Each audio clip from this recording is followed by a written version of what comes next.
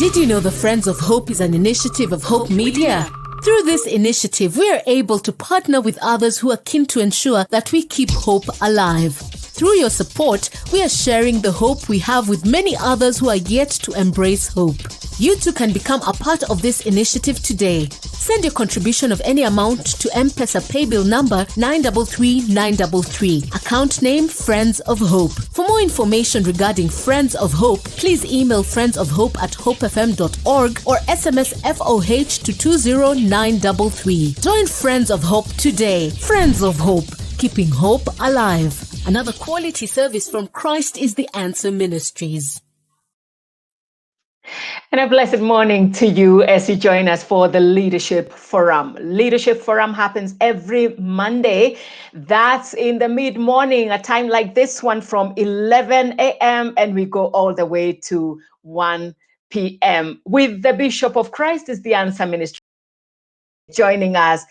And it's a great morning. It's the day that the Lord has made, and we want you to engage with us. So you can post your comments, you can post your questions on Facebook, on Twitter, on YouTube, on Instagram, as well as on our SMS forum. The SMS line is 20933. My name is Wambui Mburu, and I'm so glad that we have these opportunities to discuss matters that have to do with leaders and their followers. So to get us going, we'll invite the Bishop of Christ is the Answer Ministries to the studio. Bishop, how are you doing? How are you today? Very well, thank you, Wambui. How are you? Today, I am very fine. Today, broadcasting from our respective homes. Mine very far from Nairobi, yours near Nairobi, and Peter Chalo. Peter Chalo will be joining us somewhere along the way, all the way from Western Kenya. Innovation. What do you think? Yes. Great. Yes, innovation. Great. Thank you. Yeah. All right, Bishop.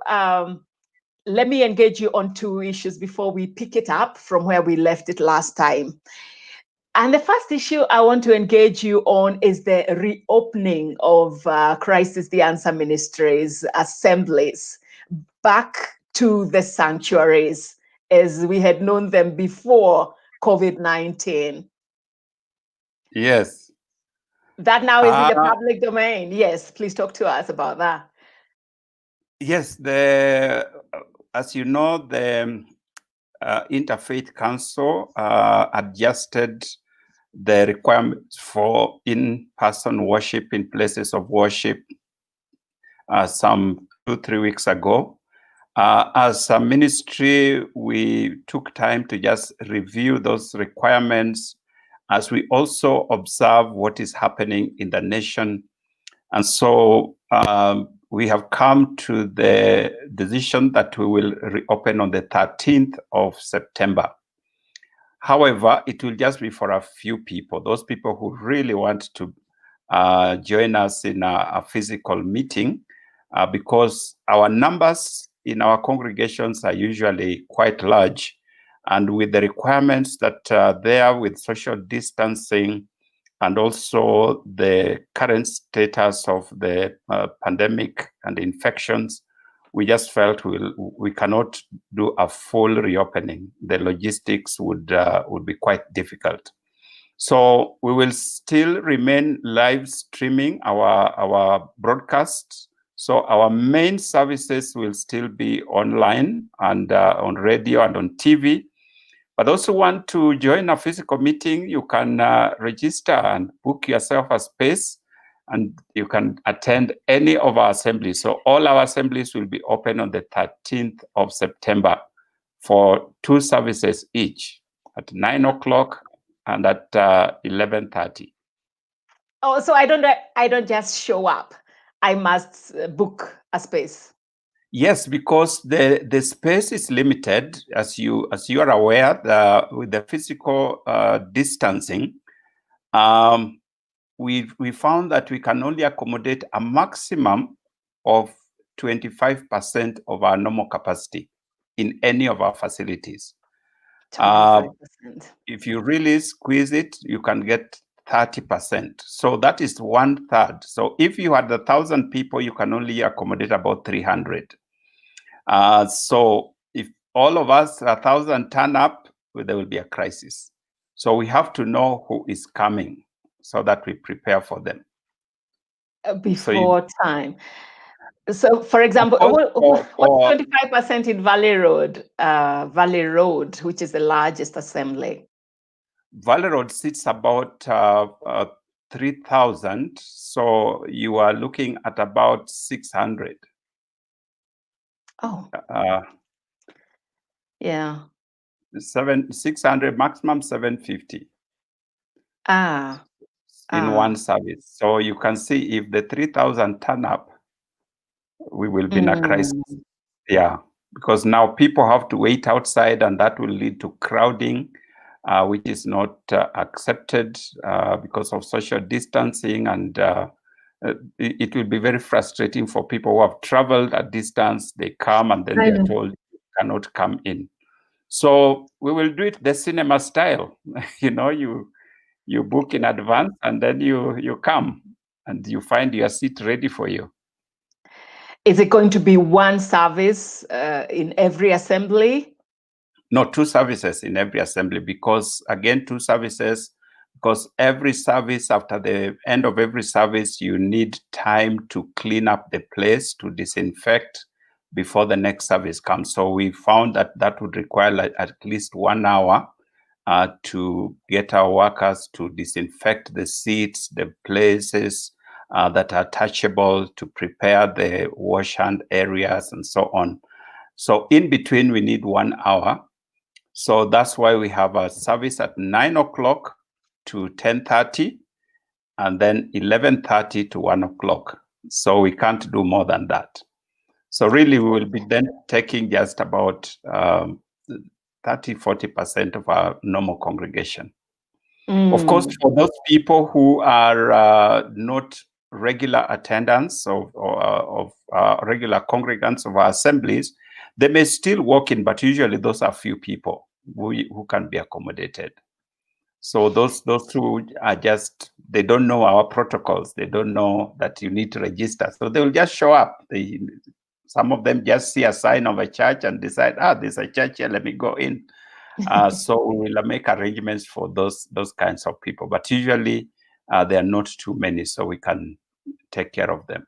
All right. A very important question that's coming from one of our listeners right away, asking, how should families register? Should families register as individuals or as a unit? They register as individuals, because we have to know how many people are coming, because each seat will belong to one person. Even the 6-year-old will have a seat for himself. Yeah, the 6-year-old may be held by one of the members, but really we have to know that they are coming. Okay. So you can't register as one person and then you turn up as 6. Okay. Yeah, where will you sit? Because all the other seats will have been taken by other people. So you have to indicate, David Oginde, we are coming 4 of us. So we set aside 4 seats for you. Okay. Yes. In that case, you can. In that case, you can register as a unit. Then you can register David Oginde and say, "But I'm coming with 4." Yes. Then the 4 can be your family members. They can be your friends. Yes. It can be your neighbors. Yeah. But we need to know. We need to know how many people. So you don't just say, "For me, I have already registered. Let's go." No. You call your neighbors to go with you because you have registered. then you will come and you find you have only one seat for yourself and your friends have no place to sit. Wow. Okay. Yeah. Okay. Yeah. I wonder what I wonder what you think will happen in terms of what do you usually call that? Like when you look ahead, you try to anticipate things. You have a word for it, Bishop, a learned word for that. Which one is that? I'm trying to wonder what you call it. I'll remember, trust me, I'll remember somewhere along the way. Okay. Yeah. Yes, but so how do we register? We are working on that. We will be giving out information within this week on the registration process. All right. Yeah. All right.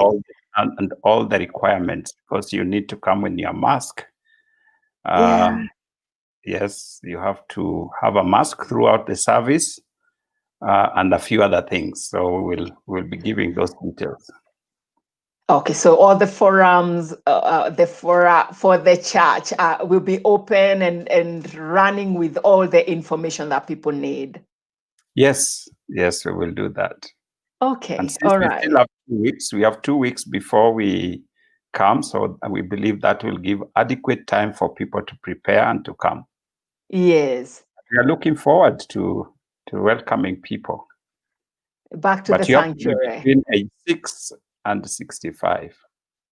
Yes. Yes. Yeah. Wow. The other thing is that this stage, according to the Interfaith Council guidelines, there will be no Sunday school and there will be no teens church. Ah, okay. What's the rationale?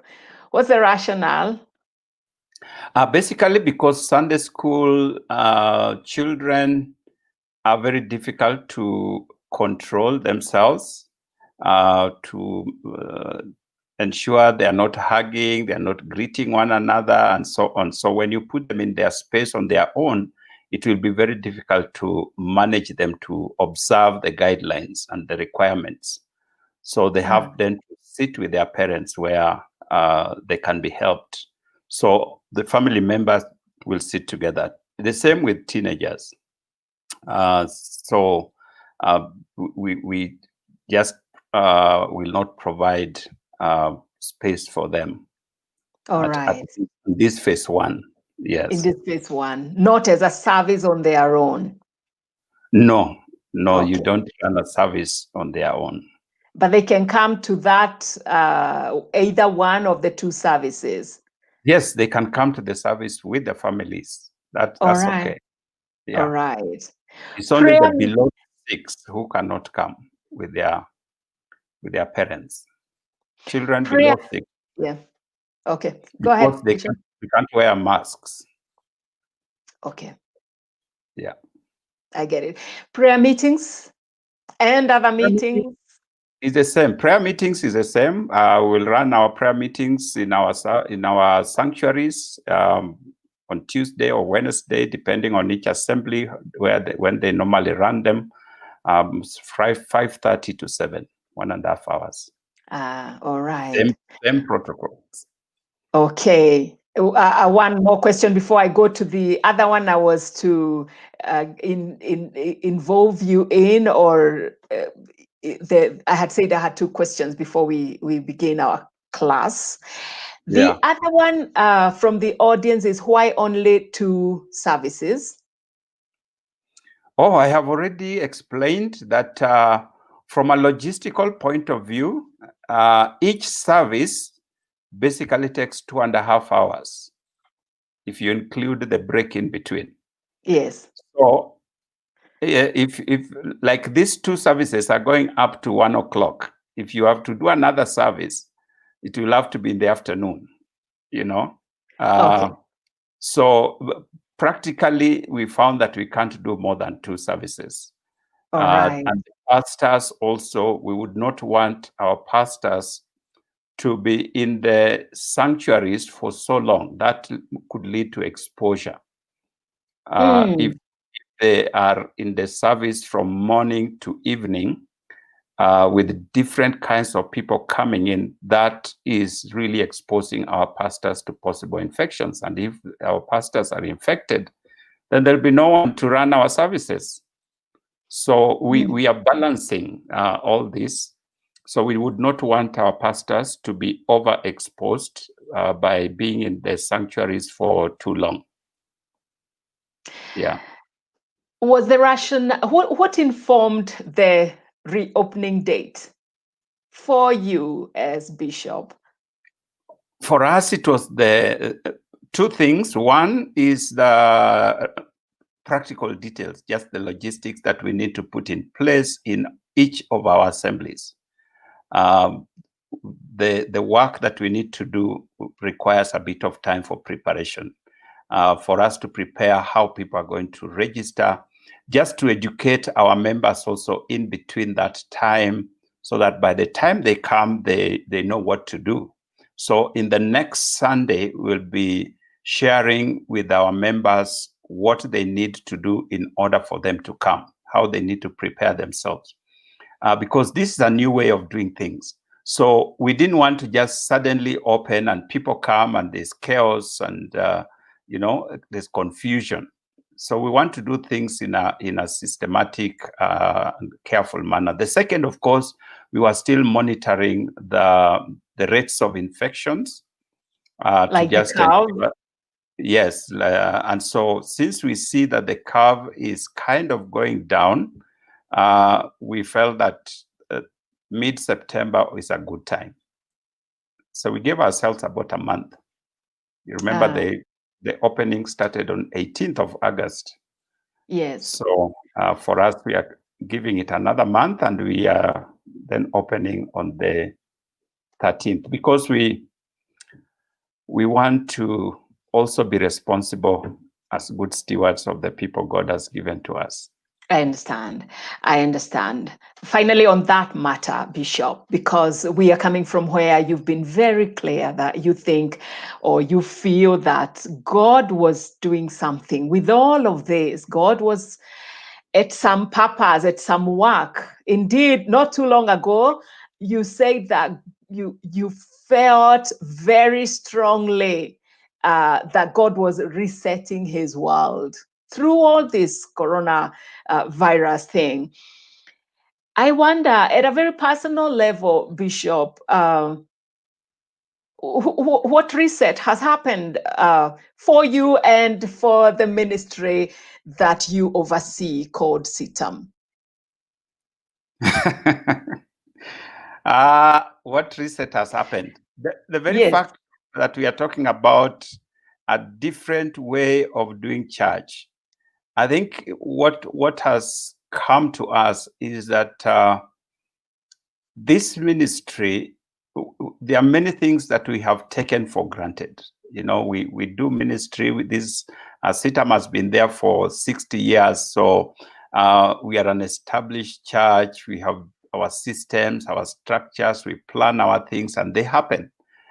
We have never imagined a situation where everything can be thrown out of the window, as it were, and you really start from zero. And so when this came upon us, we had to go back to that place of asking ourselves, what is God saying? And you may have noticed that as CITAM, we have tried our best to do what we feel God is leading us to do, rather than what everybody else is doing. For example, when we decided to close our churches, government had not even announced closure. Yes.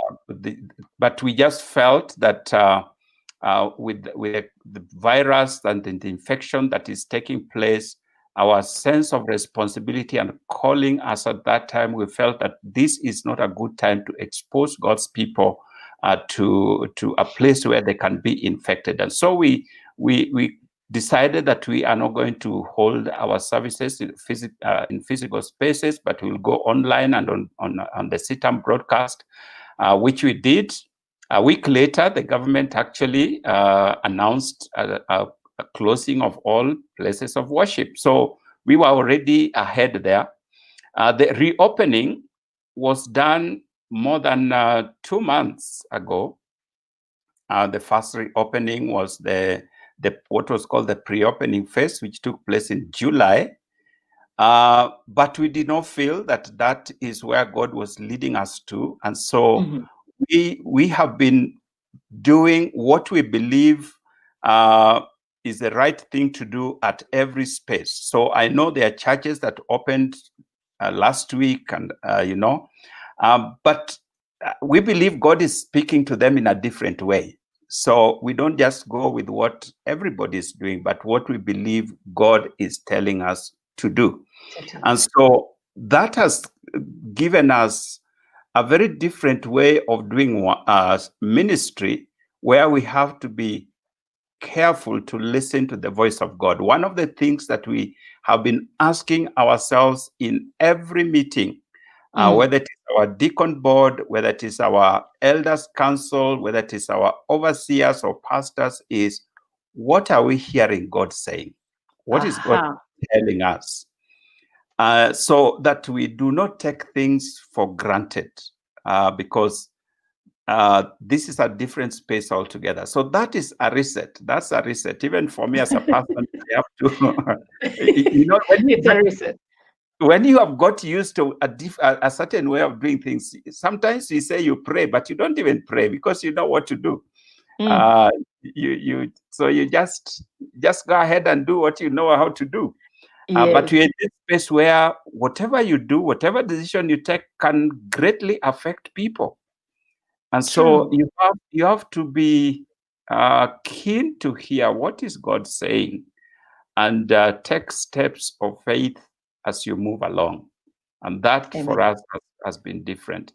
The online space is a very different space for us, but we have been amazed at how God, in his own way, has used what we created just at the pandemic, after the closure. We created what we call the CITAM broadcast service, incorporating Hope FM, Hope TV, and the CITAM Church online. Yes. And we have just been amazed at how God has been pleased to use that to reach many more people than we were reaching before. Yes. Yeah. So some things have definitely been reset. Oh, Definitely. for sure. For sure. Never to be the same again. It will never be the same again. Yes. Let me engage you with a question that some of our listeners might be very happy to listen to, because over the years we have done the Leadership Forum, which I am thinking is at least 7 years. We've been at this for at the very least 7 years, more, not less. So over that time, yes, more, not less. Over that time, many of our listeners have asked for a book on leadership from you. And you have kept telling us, oh, it will come, oh, it will come. Well, something close to that seems to have happened. And I'm aware that just off the press is a book you have authored with other people, it seems, called True Leadership Styles. Yes, and things like that. Could you tell us about that book? Is that what we were waiting for, or it's the sign towards what you are yet to do for us? This is the foretaste of things to come. So this is the sign. It's a foretaste. Yes, we put together a book with 7 other friends. So we are 8 of us from different parts of the world. Actually, I'm the only African on the team. So we have put together this leadership book called True Leadership, as you have said. It has 8 chapters, and each of us has written a chapter, and it's dealing with what is true leadership, what makes a person a credible leader. That is what we are looking at. And this is taken from a Christian perspective. It is not necessarily a Christian book. It is a leadership book for any person. But we have taken liberty to incorporate biblical principles. So it's called True Leadership, which is the main title, Leadership Styles and the Kenotic Relationship.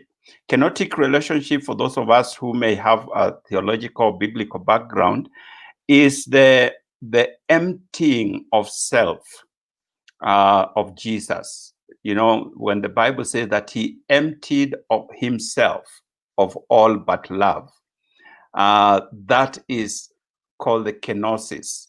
So this is the kenotic kind of leadership, an emptying kind of leadership, a selfless kind of leadership like Jesus had.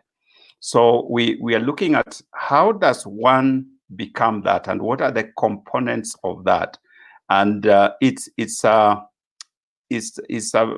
book that is leading towards helping people to develop themselves in true leadership. It's published by Palgrave Macmillan, one of the oldest publishing houses. We were just grateful that they accepted to publish that. It is available on Amazon, both as a hard copy or a Kindle digital copy that you can read on your computer or on your phone or tablet. So it is now available. You could get it if you just check on Amazon. True Leadership by our two colleagues are the ones who have edited it, by John Wilson and David Pelz, who have edited it. So those are the names that will come on the cover. Yeah. So we better not say Oginde. Don't look for David Oginde. Yes, David Oginde is inside. All right. Okay. So that's John Wilson and John Wilson and David who? David Pelz. Okay. Peltz. All right. And my chapter is called The Character of a Leader, Authenticity as a Moral Distinction. Yes. I know. So what is that talking about? Just a small capsule of that chapter. That chapter is looking at the character of a leader, just as the title says. What is the place of the character of a leader in leadership? And my proposition is that character is the foundation of leadership. If a leader does not have a character, then irrespective of how effective or powerful they are in their leadership, sooner or later they are going to fail. That is, it's been shown through studies, that's been shown through realities. You may know people who are apparently very good leaders, are very effective in their leadership, but then they were caught up in a moral situation and everything just goes down the drain. And that is in any field of leadership, whether it's Christian or public or corporate. We have examples of corporate leaders, of political leaders, national leaders, organizational leaders, church leaders who have failed at the moral place, at the character place, and their leadership has just gone down the drain. So my chapter deals with the issue of character in leadership. Okay. All right. Finally, on this topic, who are these people? You've said it's your friends, yet you're the only African here. What brought you together? And I have friends outside Africa. You just don't say. Just don't say. But so, how is it that you've been able to do a book together? These are mainly my former classmates in the PhD class. Okay. Regent University. So we have people from South America, people from Europe, people from America. We were all people from different parts of the world. So we did our PhD together. So they were classmates, graduated at different times, but we started together. So some of us, this is not the whole class, these are just some of us. Our class was about 56 students, but these are 8 of us who came together to do this book. Great. Yes. So it's a foretaste. You're yet to give us the one we kept requesting you. Yes, once we are done with our AGM and RAGM, which is also coming soon, I hope that there will be a little more time to now concentrate on doing the books and other things that I've been hoping to do. Oh, the AGM, that's about the transition in the leadership at CITAM. Yes. It's still on course? Very much on course. Well, not very much on course, because if it was on course, I would not be sitting here as Bishop of CITAM. I should have handed over that in April, June. But Corona gave me an extension, which is good. Yeah. So come the AGM, that now is like a get set again. Yes. So the government has now gazetted guidelines for holding virtual general meetings for societies. Okay. We are registered as a society, so now we can hold a virtual AGM. So that's what we were waiting for. That's what we were waiting for. All right. Okay. All right. Thank you, Bishop. And we truly are eager to read both books, both this one with your friends and the other one, the promise that you intend to keep. Yes. Thank you. Yeah. So maybe at this time now, we go back to where we left it last time. We will be taking a short break at the top of the hour, especially for those of you listening to us online. And by the way, you can post your comments, whether it's Facebook or Twitter or the SMS line, that's 20933. Any of those, Instagram and YouTube as well. We will get your comments, we will get your questions as we go ahead. Bishop of Christ is the Answer Ministries, and we call this time the Leadership Forum because we concentrate on matters that have to do with leaders and followers.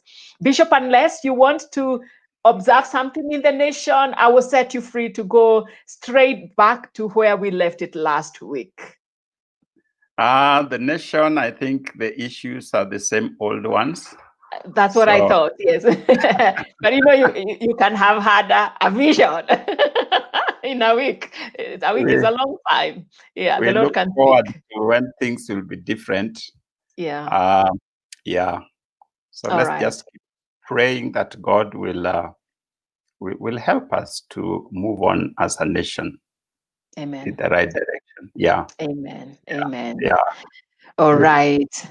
Good. Okay, you can take us back to where we left it last time. For those who are listening in for the first time, we have been talking about innovation for the last several weeks, and we are headed towards the end. I'd actually thought that today we could finish on this topic, we could close it down, but we will see how it goes. So we were looking at various strategies for innovation. What are some of the approaches? I think the key word is approach. The actual word is approach rather than strategy. It's more of approach, because different people approach innovation in a different way. And so we have looked at 3 of them, and now we came to that place where we're looking at the 3rd one, which is analyzer strategy. And we were just about to finish on analyzer strategies, and we said that the analyzer strategy is a place where you are bringing in the openness and the closedness, you are somewhere in between There are people who are what we call the defender strategy, who are very closed. Their approach to innovation is to have a space of their own and defend that space very, very jealously. Then analyzer is a little more open, and they're able to combine that openness of rather the openness of the risk takers. The risk takers are the prospectors. They're called the prospector strategy. These are people who go out there and try whatever is there to try. Fail if you fail, you know. They are risk takers. The defenders are more cautious, but now the analyzer comes in between. Semi-defender, semi-prospector. They analyze the market. They take careful, calculated risks in developing new ideas, new products, and new ways of doing things. So that's the one we were talking about before we closed last time. And we were at the point of talking about the last approach to innovation. The last approach to innovation. And this is what we call the reactor strategy. The sound of that, the reactor. It's not sounding nice. Is it meant to be sounding nice? It's not sounding nice. The reactor. Well, we have not evaluated whether they are good or bad. We're just saying that some people, that's how they approach innovation. Okay. Reactors are, just as the name suggests, they have no specific stand or strategy in the marketplace. They would respond or react to whatever is latest in the market. And so these people, we can almost say they have no strategy, you know? So they look at what is happening in the market and say, oh my, this is what people are doing. So they join the bandwagon and do the same. Because of that kind of approach to doing business, and as I said before, when I talk about business here, I don't mean profit making. I mean in whatever field. That business could be even a family. You know, normally I prefer to bring this all the way down to the smallest unit of an organization called a family.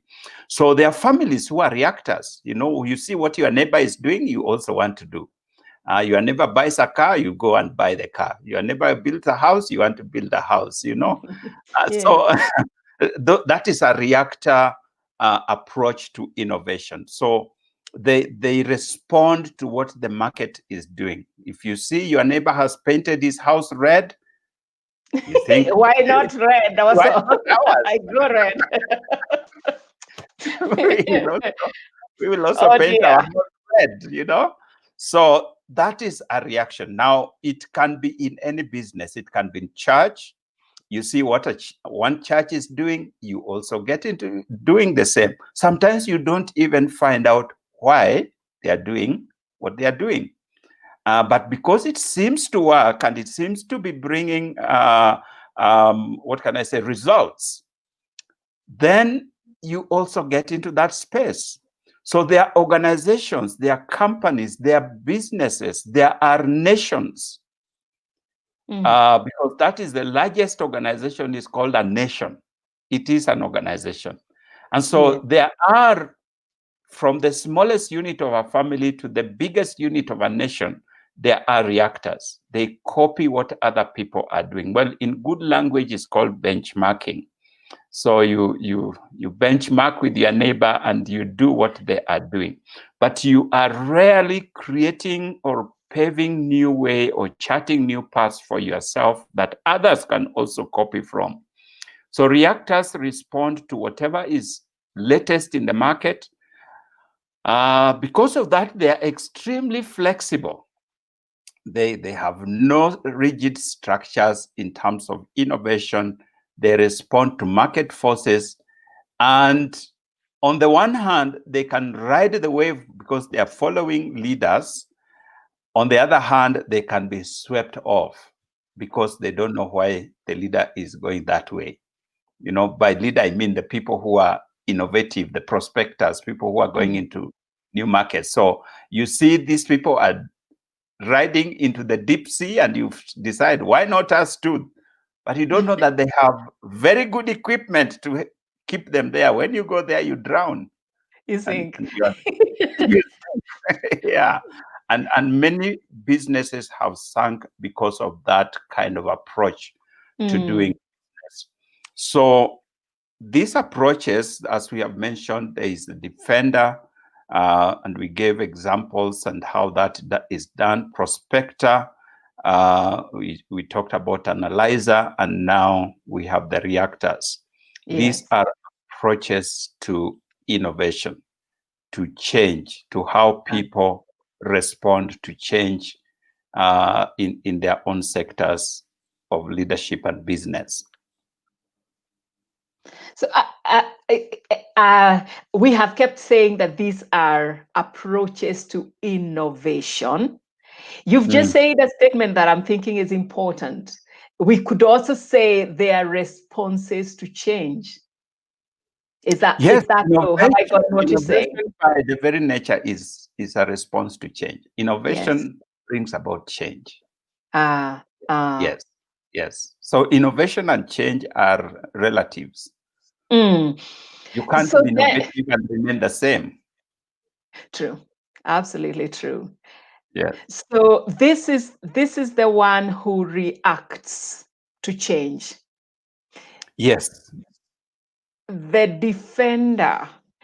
defender, in terms of change, just in terms of change. Now, if I just use that word change, what has the defender done with change?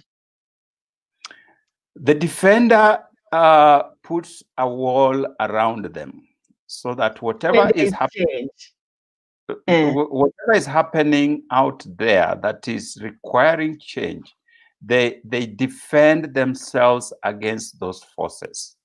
That's why it's called defender. So their approach to change is defensive. It's defensive. And so what would bring down a defender organization is that they will be left doing what people have stopped doing.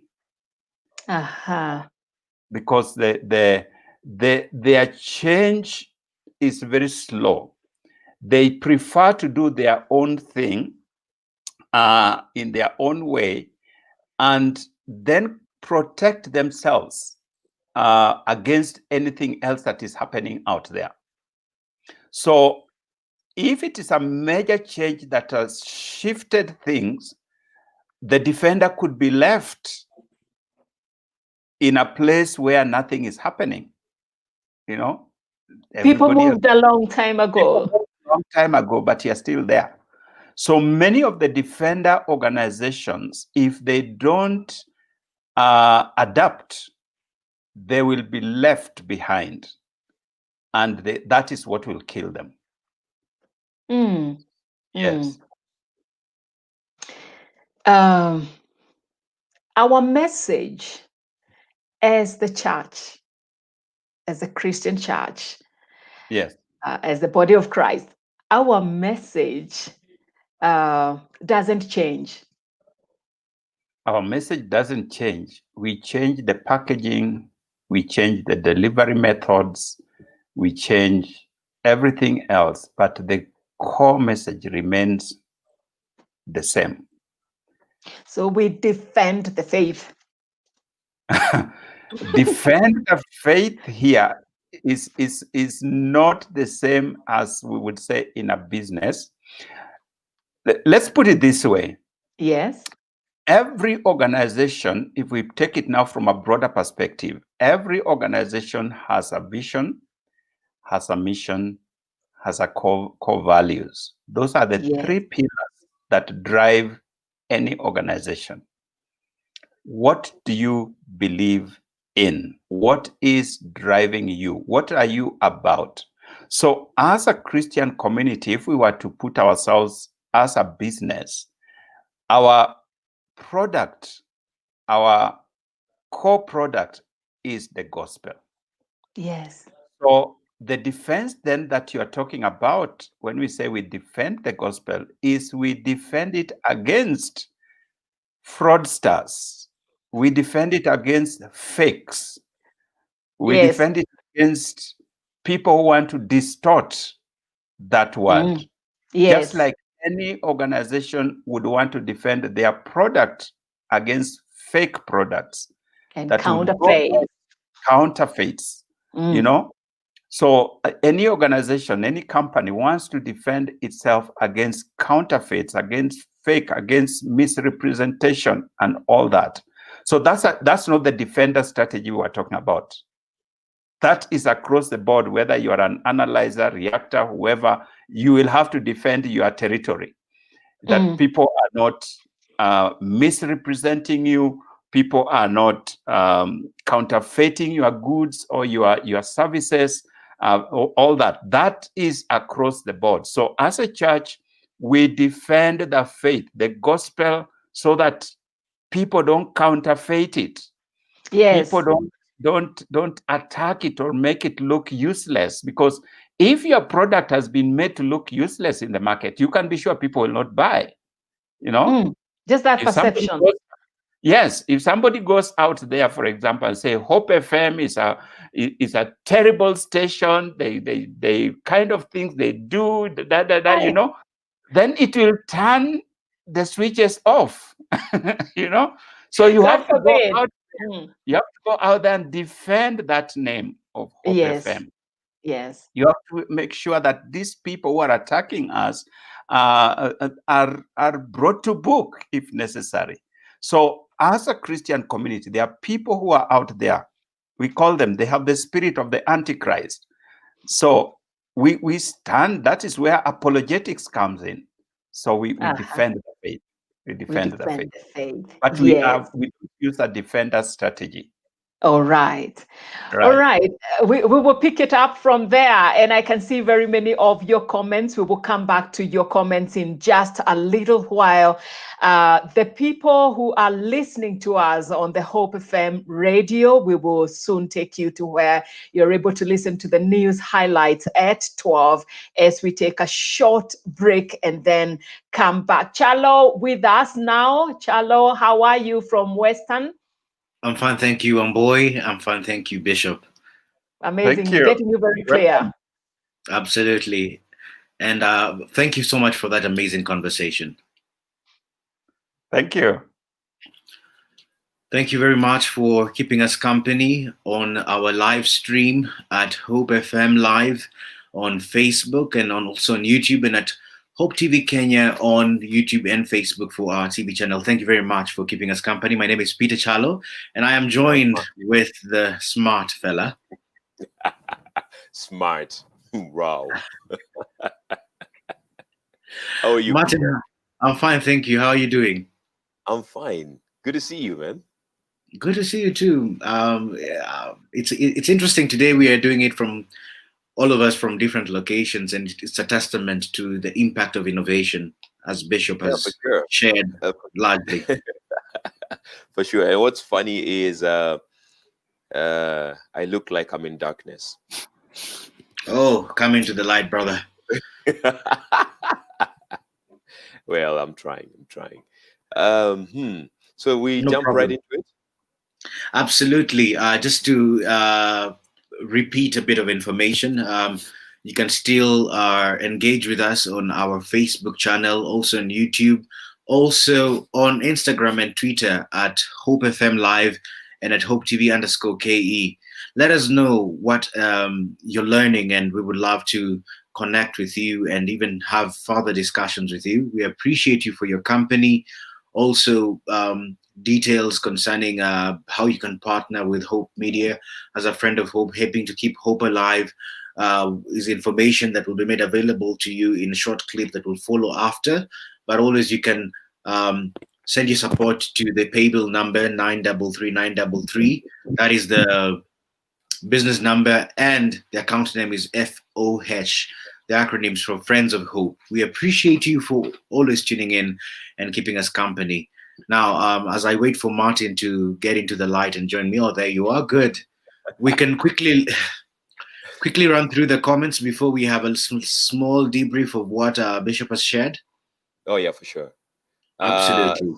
Yeah. So there's a lot of people who are saying tuned in, and then Bishop talked about the reopening of CITAM, which caught a lot of people with excitement. It was so much exciting news. So Yeah. you know, when people hear the reopening of church, fellowship is what hits them really. Um, uh, Somebody says, this is Anne Wanyoike says, I suggest by the grace of God you arrange for more services. There are very many servants of God in CITAM assemblies who can lead up to 10 services a day. I hear you, Anne. But But Bishop gave a very clear response in regards to that query, because also with many services comes high levels of exposure, and that is not something that you want to do. So I think, yes. Yeah, Julius Jacob Gutu says, finally it's here. I like the arrangement for a start. This is the direction to adhere to. As an usher, I'll have to up my commitment, energy levels, and glory to God. CITAM Meru. Yeah. Already gearing up. Absolutely. And I am really impressed by the positivity of our audience, even as Bishop was sharing regarding the reopening of churches. A lot of people are very positive. Joshua Makau says he's tuned in from Buruburu. Joski Shams, as always, writing hashtag Hope Leadership Forum is the matter of leaders and followers. Thank you, Joski Shams. Mulan K says, I feel so achieved because today I have tuned in right on time. Whoop, whoop. Okay, celebrating there. And Miriam Samuel Official is tuned in from Gong. Yes. Yeah. Stephen Oniso says, I'm tuned in from Kariobangi North Market Stall number 105. Just, we can say big up. I don't know whether leaders say big up. So somebody's suggesting on the question of booking for a space in church. Somebody has sent a suggestion and is saying, I think a shortcut message for each assembly will be better for one for one to be able to register, and that is Jeremiah Mukisa. No, thank you for very nice way. Yeah, I think there are certain a lot has been discussed by the leadership, and of course there are the protocols that have been set, which I believe sufficiently will be communicated, and such kind of feedback will also be taken into consideration. We appreciate your thoughts, even concerning this particular reopening and the excitement that you're showing. Thank you very much. We have Kissinger, our operations manager here at Hope Media. We usually call him Doctari. He says he's tuned in as well. Looking forward to this amazing teaching. and Kinsley or David says, planning is key in ministry. Thanks for the leadership, Bishop. Yeah, we have so many guys. Yeah. Sorry? Yes. So we have some guys from CBD, others from Lavington, and from other different locations. Yeah. And what's interesting is when Bishop mentioned the that he's involved in the authorship of a book. the chat spiked and everybody was, I want Bishop, please give us the title. Somebody, Kissinger says, congratulations, Bishop. Looking forward to getting the book. Kindly remind us the title of the book again. Oh, interesting. Jeremiah and Zach also says, can somebody who has captured the title of the book and other details please post it here? All right, we're going to have somebody do that for you. The title of the book mentioned by Bishop Oginde is True Leadership, Leadership Styles and the Kenotic Relationship. That was the title of the book, True Leadership. And the names that you will find there are John Wilson and David Peltz. Those are the names you'll find on the cover. Bishop has done one chapter on the character of a leader, inside of the book. So yeah, everybody's just congratulating Bishop on this big milestone. Bishop, we have been waiting for your book, just so you know. Right? Mhm. Peter. Absolutely. And I know there's been such a wealth of information gathered across the 7 years plus that the Leadership Forum has been airing on Hope FM. And as Wamboy was sharing, she indeed mentioned the excitement, the longing, and the anticipation that a lot of people have, because it's been 7 years of great content. And now people are very eager to see how can they access this information sort of lumped up in one. But Martin, something interesting that we need to mention also in the spirit of innovation, here at Yes. Hope Media, we have a Hope Digital team, and one of the things that is in the pipeline is an amazing podcast. Oh, can I mention something about it? Yes. Yeah. So we have a Hope Media podcast for the Leadership Forum, and what's amazing is we are going back to where we started. I guess that was 2014 or something around there, and then just sharing on the podcast the classic Leadership Forum sessions that we had back then. So if you want to grow in your leadership and leadership styles and the various leadership aspects, please join us on the podcast.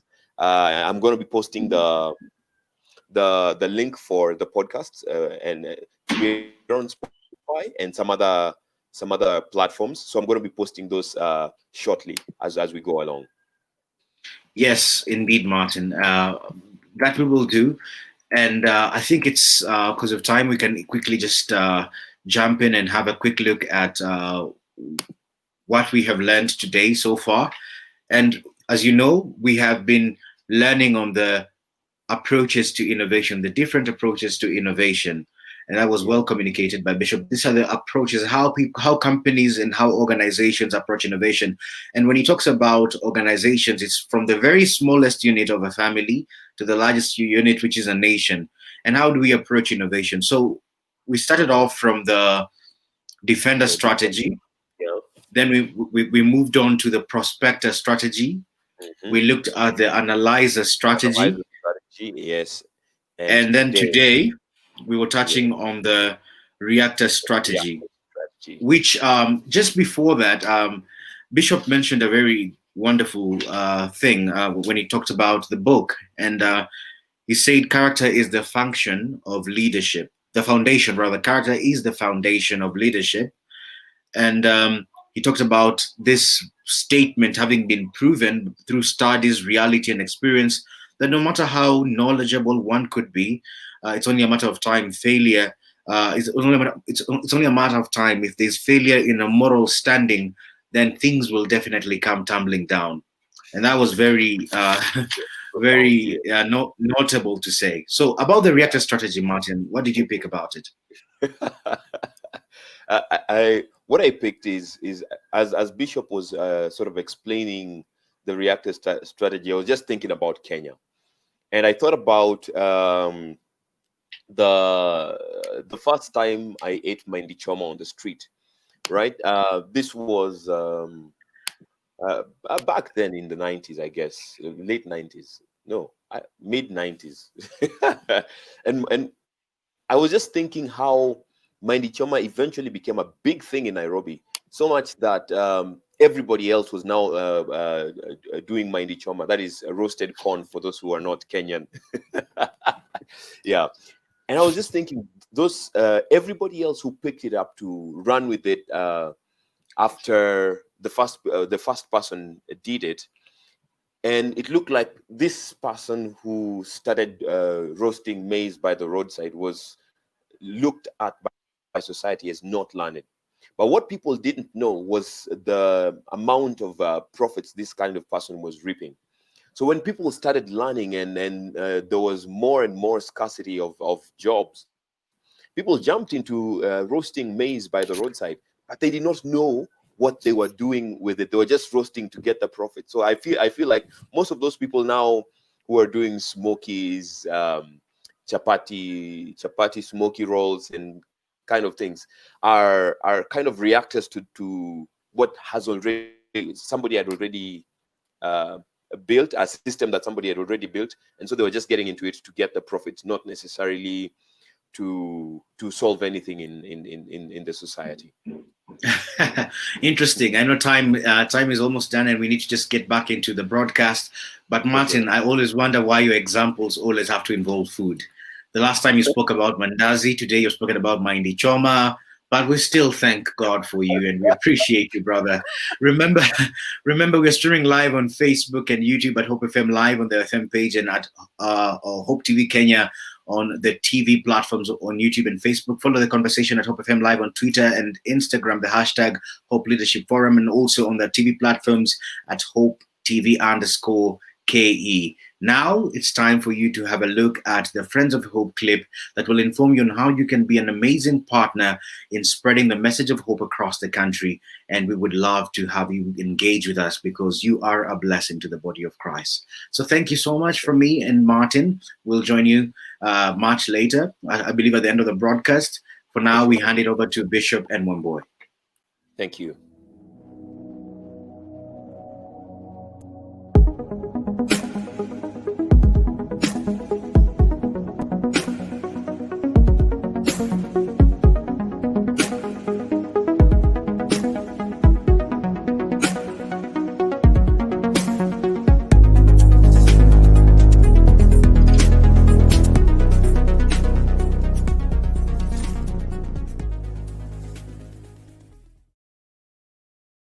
Did you know the Friends of Hope is an initiative of Hope Media? Through this initiative, we are able to partner with others who are keen to ensure that we keep hope alive. Through your support, we are sharing the hope we have with many others who are yet to embrace hope. You too can become a part of this initiative today. Send your contribution of any amount to M-Pesa paybill number 933933. Account name Friends of Hope. For more information regarding Friends of Hope, please email friendsofhope@hopefm.org or SMS FOH to 20933. Join Friends of Hope today. Friends of Hope, keeping hope alive. Another quality service from Christ is the Answer Ministries.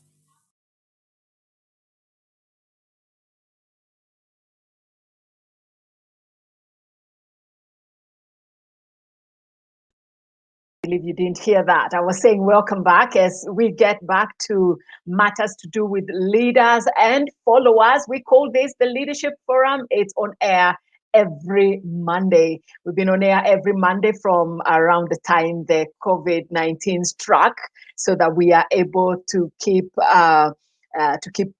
talking about the things that we need to do. And so we continue on air on Mondays. Someone was asking about the meat of the word, which used to alternate with the Leadership Forum. And I can tell you that is now on Thursdays. On Thursdays at Hope FM, and you can listen to earlier sessions of the meat of the word. We will be telling you when we resume meat of the word, like current sessions. But it's been great going through the book of Joel again and going through the book of Acts, which now is happening on Thursdays. My name is Wamboy Mburo. Julius, you have a way of calling me Grace. Grace is a friend of mine, but the two are different. There's Grace Motiso and there's Wamboy Mburo. Now, this is Wamboy Mburo. Grace Motiso, a friend, but a different person. Just a correction there. Yes, so back, Bishop, if you can join me so that we continue with these matters that have to do with approaches to innovation. One of our listeners was saying that listening to the whole area of the defender strategy, this listener thinks we are talking about these people who are very conservative. Is that a correct observation? Conservative people are the defender champions.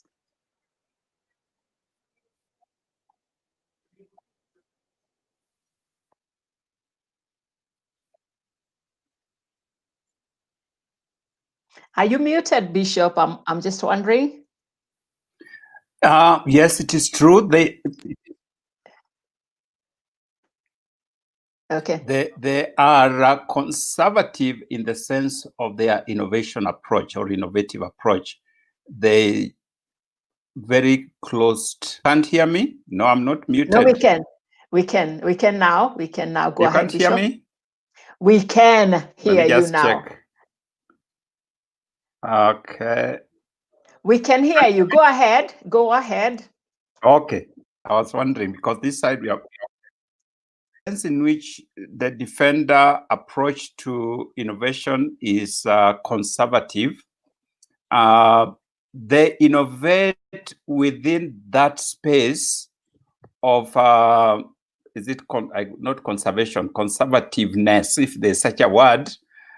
So they create a space for themselves, and their innovations are within that space, and they defend that space against other people. So they are not conservative that they don't do innovation or don't explore new ways and ideas of doing things. It's just that whatever they are doing, they do it within their space. So that is the difference. So yeah. All right.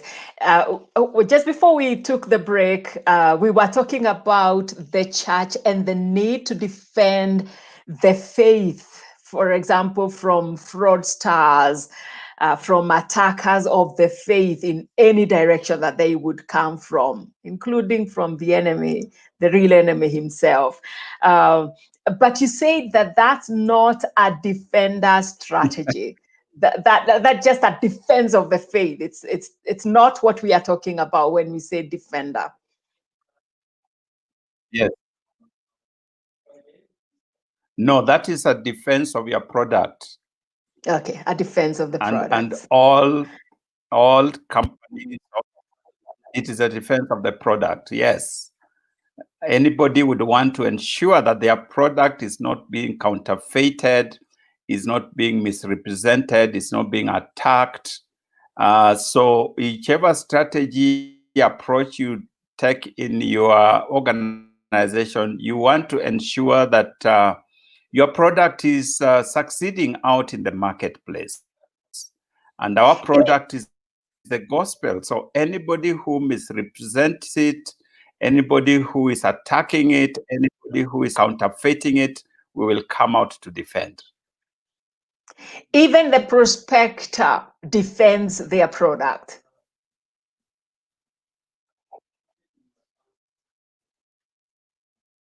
Yes, everybody does defend, or should. Let me use that, because that's your livelihood. That's your reason for existence. So if you allow others to attack it, you allow others to misrepresent it, you are out of business. You're out of business. So everybody has to defend their space. All right. All right. The reactor, Joske Shams, felt that that's not a very good person, even as a friend, leave alone as an organization.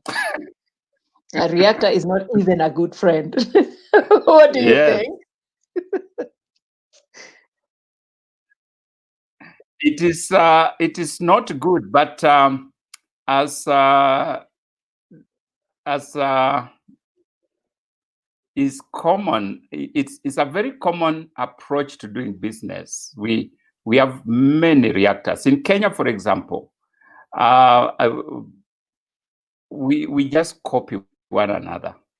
A person gets into a space, begins to do a business, or then everybody else gets into that space.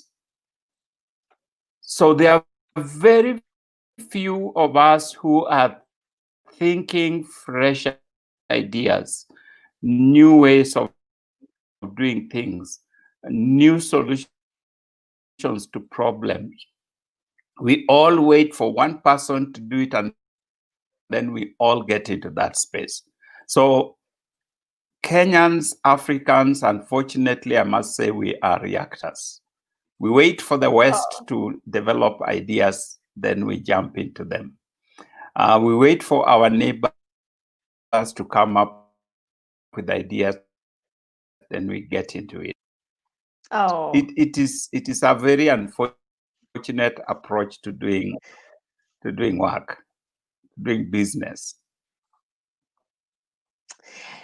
I wonder what can be done to a reactor to make them.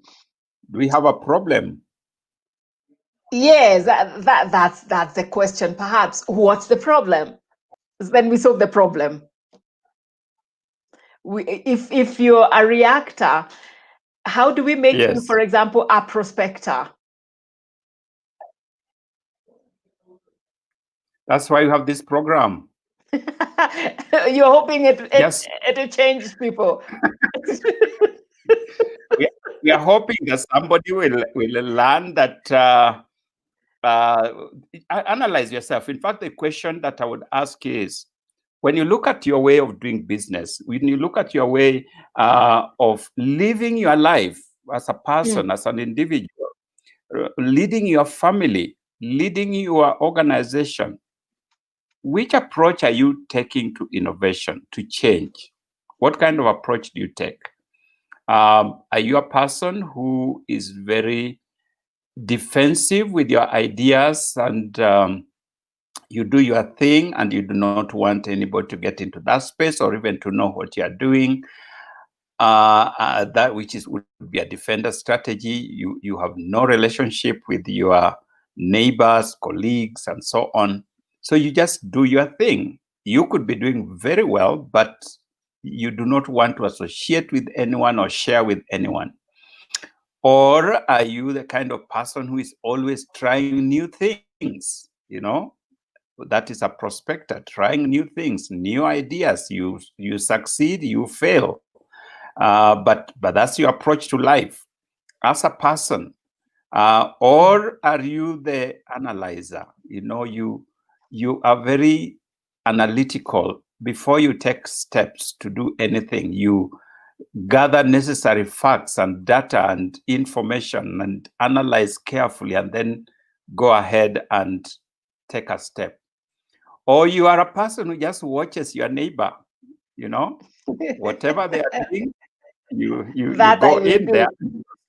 Yes. So even at a personal level, you can evaluate yourself and find out, and how is it helping you in your space? Perhaps you could have been much further if you did things differently from what you are doing now. So this is why we are sharing these thoughts, that perchance somebody may gain some idea and they feel, yeah, I think I'm in the right track. Let me continue doing what I'm doing. Or, hey, I am barking the wrong tree here. So let me try something else, a different approach. And I'm wondering, Bishop, someone might say, I think I do all, depending on what I'm involved in at a particular time. I find that sometimes I'm a defender, sometimes a prospector, sometimes I'm an analyzer, and sometimes I'm even a reactor. Someone might be just listening and thinking, I can identify at various points of my life and engagement with leadership, all for what do we call that person now? It's difficult to be all four. There will be an aspect of each of these in whichever approach you are taking. But there's a way in which you do business. If you are, because this is not about individuals, it's about organizations. What we are talking about here, about leaders and organizations. So it is not a person. I have brought it down to the person, but it is more on the leadership approach and the organizational culture. How do you normally do things? Yeah. So it's very unlikely that you can be all. There are organizations who have no strategy. They have but they wait. When they see the other organization doing this, they go ahead and do the same. So that is their approach to doing business. And they don't invest. The the analyzers, the prospectors, you'll find that some of them, many of them, invest in innovation. They invest in helping their members to come up with new ideas and new products. And we gave examples when we were dealing with these particular approaches of organizations who are really committed to innovation. They invest money in the same. They employ individuals who are innovative and who can come up with innovative ideas. So it is more of an approach. It is not really an individual that you can say, now I'm a defender, now I'm this, now I'm that. No. All right. All right. But I guess it's good to know all of them. It's good to just know all of them. I wonder what goes into the making. Now I'm at individuals. What goes into the making of a prospector? Still very interested with that extreme of the prospector as you described them. What goes into the making of someone who is like that?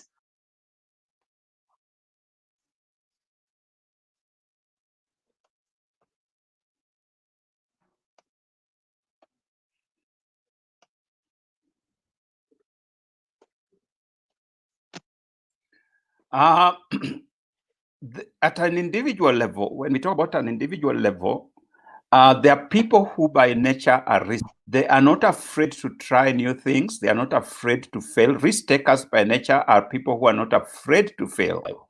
So there are those people whose disposition in life is risk taking. These are the people who will be early adopters to change and to new ideas.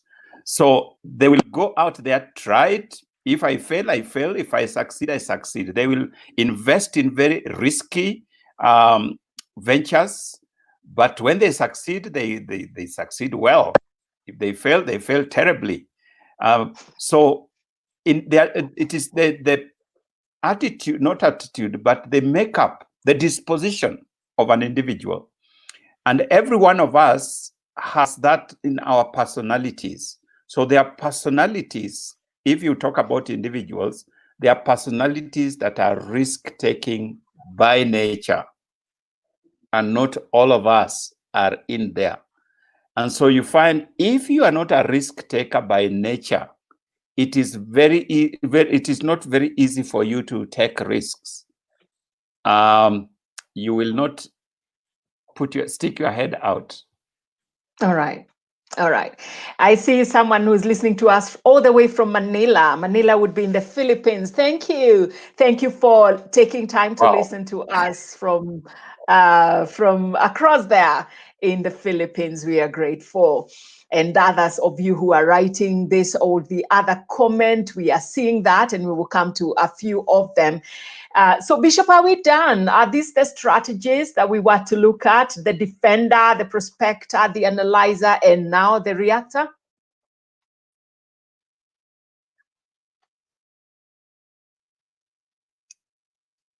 Yes, these are the 4 approaches to innovation that we gave. Beach and Colony are the ones who came up with this. This is not original to myself, I must say.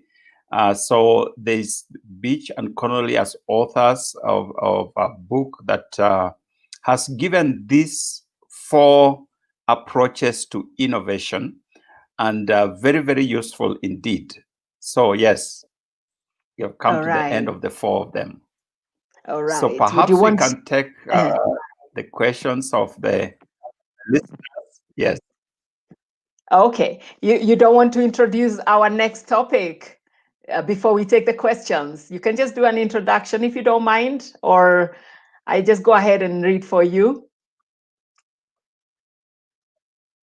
Actually, I was not going to introduce the next topic, but what I was going to do is McKinsey and Company. McKinsey and Company is a leading strategic management company, consulting company, and they have come up with 8 questions to find out how innovative you are.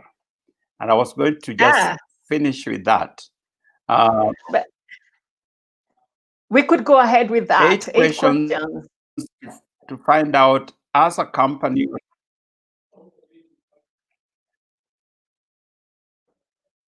Yes, for finding out just how innovative your organization or company are. The first one they call Aspire. They are single words, but there's a question there you ask yourself.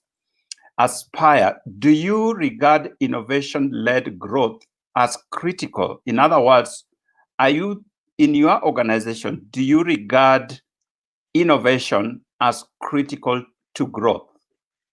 And do you have cascaded targets that reflect this? Therefore, the question here is innovation even something you aspire towards? Is this aspire to do? Because if you do not aspire for innovation, it's unlikely that you'll be innovative. So that is the first question. The second question is choose. So the first is aspire, the second is choose. Do you invest in a coherent time and risk-balanced portfolio of initiatives with sufficient resources to win? Please repeat that, Bishop. Please repeat that number 2. Let me put it in simple language. Yes. In simple language, is innovation a choice? Oh, is it a choice that we make? Yes. Do you invest by choice? And this will mean that then you put money in innovation. When you are planning for any program, any project, when you're doing a strategic plan, when you're planning for the year, you are thinking innovation and you make a deliberate choice and put money into it in the budget. In other words, innovation is not something that just accidentally happens. We don't bump into it. Choice. Okay. You don't bump into it. Okay. It is by choice. By plan. When, for example, like now we are caught up in a crisis of the corona. Mm-hmm. There are companies who by nature had, or by choice, had already thought ahead and had positioned themselves in such a way that by the time this pandemic came, they were found in a very positive place. So they just kept moving. It is not at that point that now they were thinking, oh my goodness, now what do we do? They were already there. It is something that you are consistently and continuously doing by choice.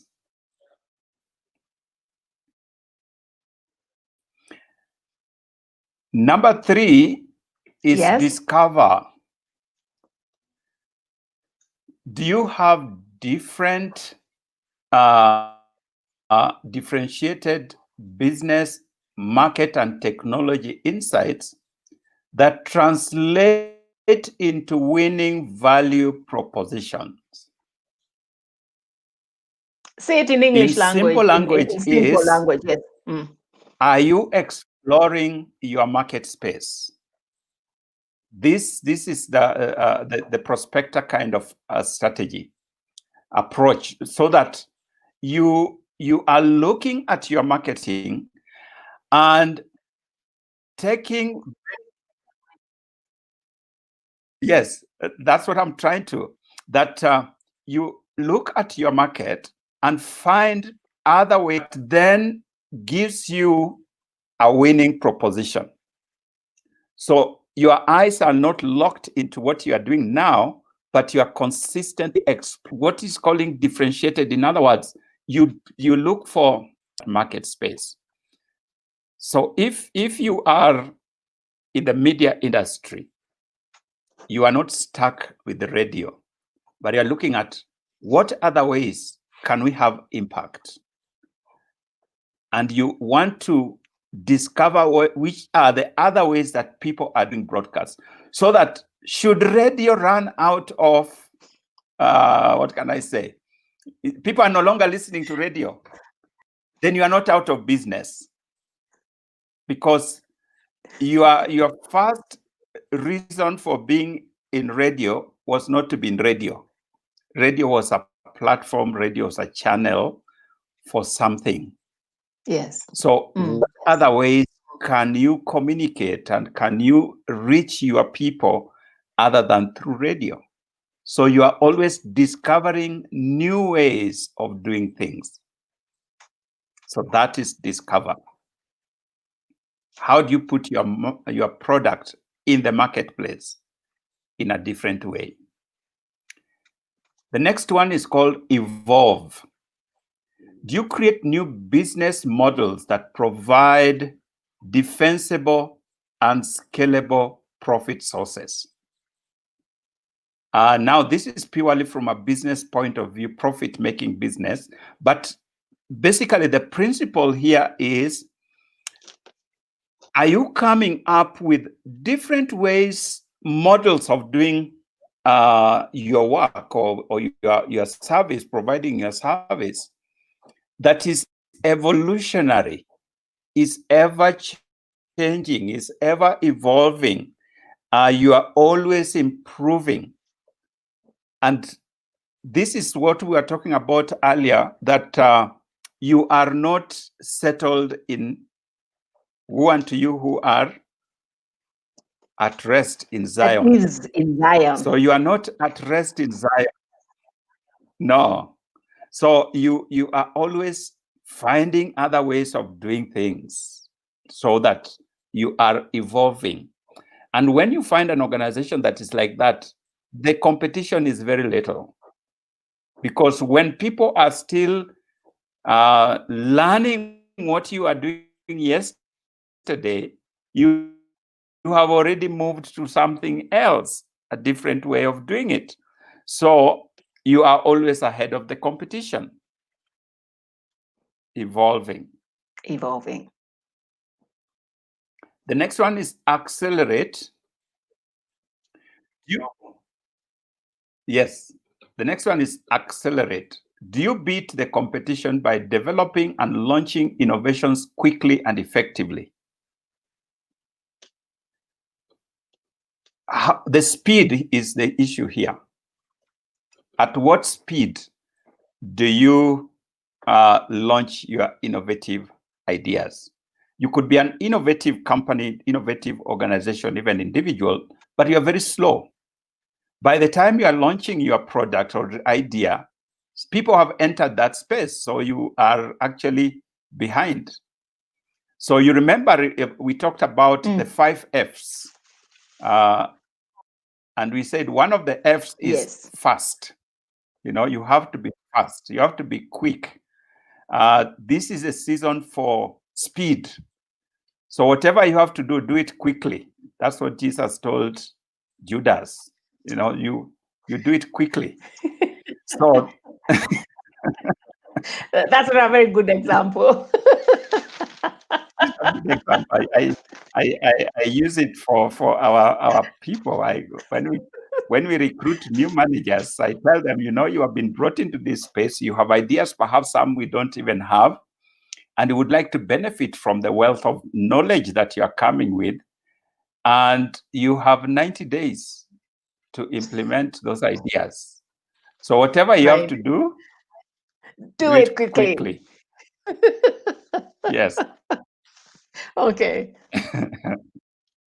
So accelerate has to do with the speed with which you implement your innovations. We are living in a world that is very fast. And if you are slow in implementing your ideas, you may find that somebody else has already implemented it. You share with somebody an idea. You say, I'm thinking of doing this and the other. We are working on this and the other. And then while you are still thinking, you find that person has gone ahead and implemented your ideas. I really By the know. time you're now implementing it, you look It like is you're still. copying them. Yes, it is still. Yes, It I is know. have been taken by somebody else. Yes. The next is scale. Scale. Skill. Scale. SCALE. Scale. Okay. Do you launch innovations at the right scale in the relevant markets and segments? This has to do with scope, how expansive your innovation goes, and in each of the market segments. So at what scale do you launch your innovations? And this again has to be deliberate. You could, if you are a big company or a big organization, for example, you may launch innovative products or ideas only in one area or one segment, not everywhere, not all your departments. And so you scale it within a particular area. But you could also come up with a product or service that you launch across your whole organization or company. So the way you launch your innovation has to be at the right scale and in relevant markets, because innovations by nature are risky. It is a risk-taking venture. So sometimes you could launch or overreach, and it brings you down. You find that that particular product is not selling, that particular service is not working, but then you had invested so much into it, so you can't get return on your investment. So no.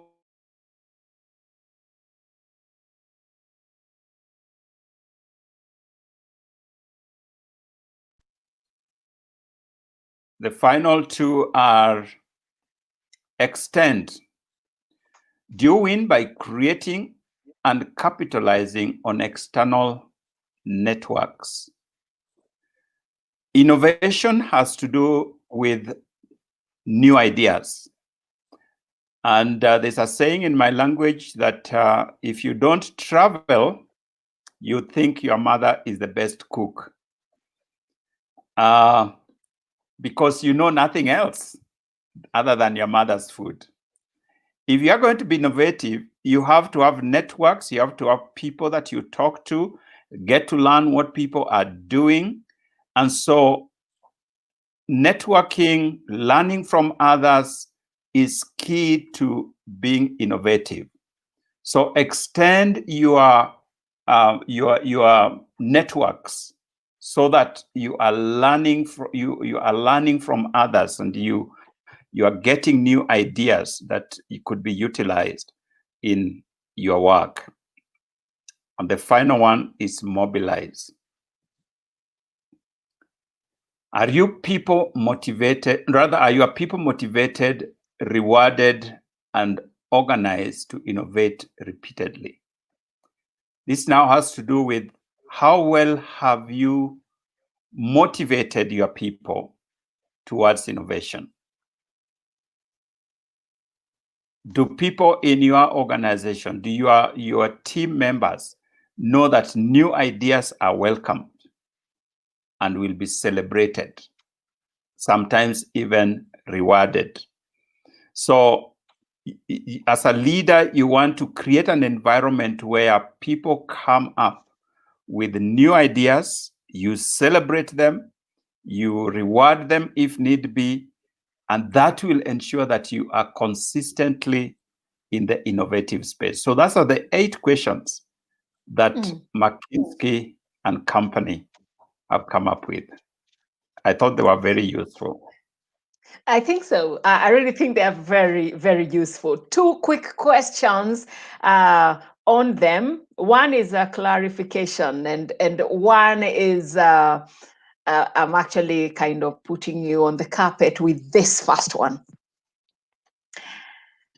At a scale of 1 to 8, where would you rate CITAM on this scale? Which scale? This very scale that you have given us. These questions, if we use these questions to gauge and to scale ourselves as CITAM, where will you place us? I would currently? say, I think we would be at 60 to 70% in terms not of bad. innovation.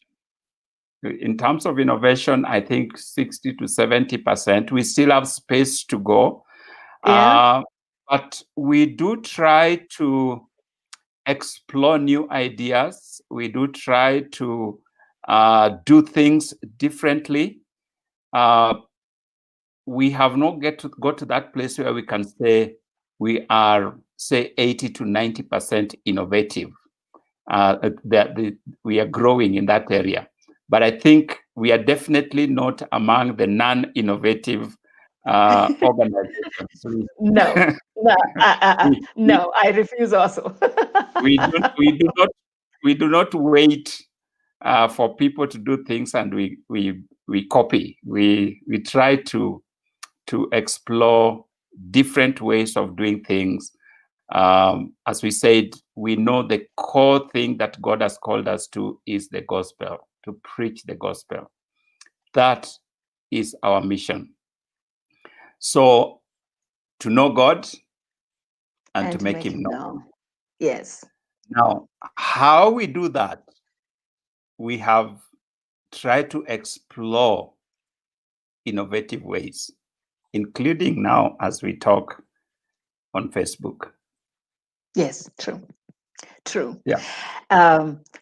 Where would you, if you were to give all of us, I'm still using CITAM as an example just because that's where we both are.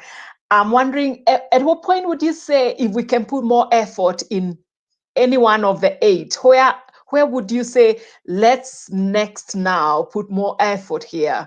Where would that be from the points you've given us? The last one needs work in terms of mobilizing our people to be ever so creative. We have a very creative team, I must say, in certain sectors of our ministry. But we need to get everybody to know that they are invited to enter into the innovative space, that they should be thinking of new ways of doing things and of doing ministry, so that we are on the cutting edge in every aspect of our ministries, whether it is in our schools. I'm very happy with what our schools are doing right now.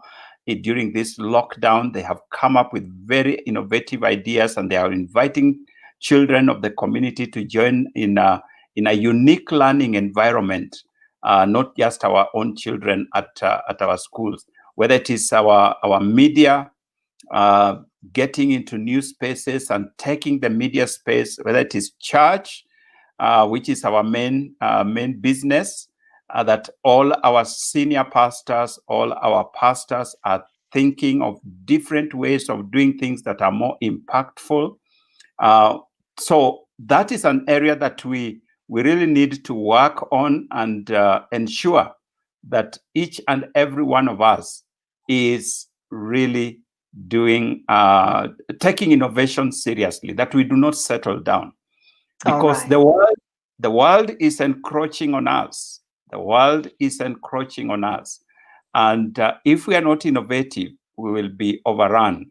So each and every one of us needs to think of how to be innovative. Thank then you. The whole discovery. The whole discovery is another area we have tried that, but we need to work on. that we are consistently looking at our environment and discovering new ways of doing things.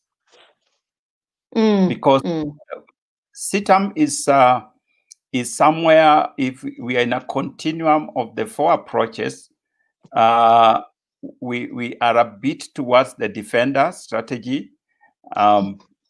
So maybe most churches are. What do you think? Maybe most churches are around where you're saying. Yeah, I would say many, not most. Many churches are in the defender strategy because we tend to do our things in-house and guard that very jealously, which is positive, but also could leave you where you could find yourself playing a game that people had stopped playing. So we need to explore our environment a little more so that we can approach our market space. And when I talk about our market space, is how do we reach the people? I've been talking with our pastors, and we're just saying, according to the last research that was done, which is several years ago, another one needs to be done, only 15% of Nairobi goes to church on a Sunday morning.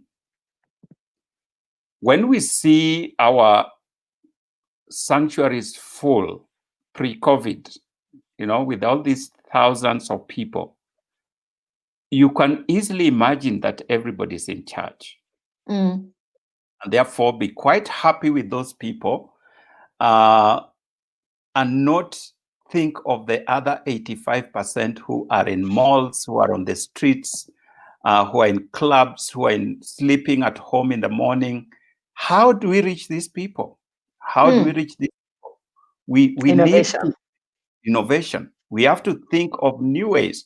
And COVID has opened our eyes to some of these possibilities, that there are people who would be quite willing to attend an online service, a broadcast service, but may not come into the sanctuary, 4 walls of a church. How do we reach these people? So we now need to explore our space and increase our take in that space. In discovery. 5%. All right. I am reading now a few from people who are commenting on the reactor. Gertrude said, that's a very place to be, those reactors. Julia says, that's a person who can kill you and take what you have. Gatundu Joe said, Kenyans are reactors, mainly because innovators get no support. To some extent, the last part explains what Gatundu Joe had commented on there. And there is a word who is saying, Pastor Wambui and Bishop Oginda, this is something I have really struggled with. Why are we reactors and not innovators? Is it something in our genes? I hope not, because we also tend to have brilliant minds coming up every so often. Is this a genetic problem? It is not a genetic. Something that I believe it's Museveni who once said that maybe our climate in Africa gets us lazy. It is not true. It is not true. It is. I have come to believe is that we have created a culture that wants the easy way out. Innovation is expensive, very expensive, depending on which field you are in. And so we want the easy way out. That's why we see the levels of corruption in our country, in our continent, so high, because people want easy money, get rich quick, and they're not willing to explore ways and means of doing things that are innovative. We have very innovative minds. M-Pesa is celebrated across the world, right here from Kenya.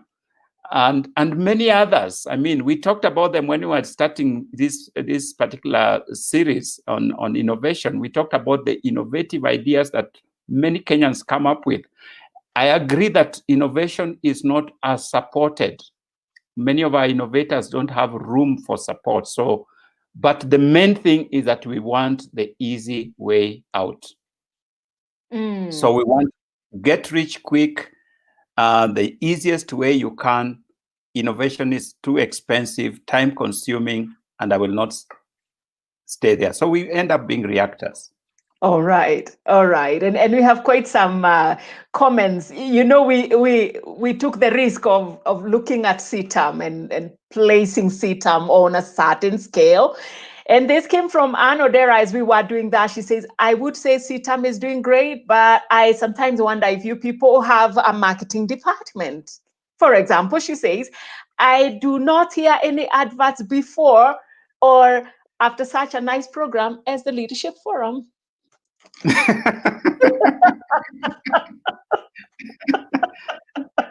And we are running out of time.